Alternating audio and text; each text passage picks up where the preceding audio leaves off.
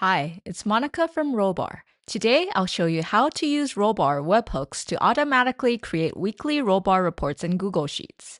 We are leveraging a tool called Zapier to process Rollbar data with AI before injecting it into Google Sheets. So first, let's go to our project settings and navigate to notifications. Here you can select webhook.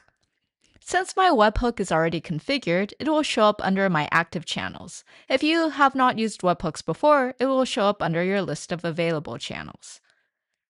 Now, clicking into the configuration, you can see that I have a notification rule created to post to the webhook on every item occurrence.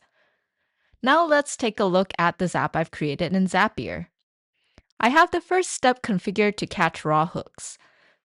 This will provide the URL that can be used to configure the webhook URL in Rollbar. Next, I have AI by Zapier analyze the JSON payload from Rollbar and output data for the columns in my spreadsheet. I've built a few outputs into my prompt, but you can definitely tailor more outputs based on what data is important to you. The final step sends this data to Google Sheets with mappings from the previous output fields into specific columns in Google Sheets. With this setup, every occurrence that happens in Rollbar will cause the data to be extracted into a single row in a predefined Google Sheet report. And that's it. We have a basic setup to have AI take a look at the error details from Rollbar and inject the data we are interested in into a Google Sheet report. Now we can also set up another Zap to essentially do a cleanup of the sheet at the end of the week, and that will keep the data fresh every week.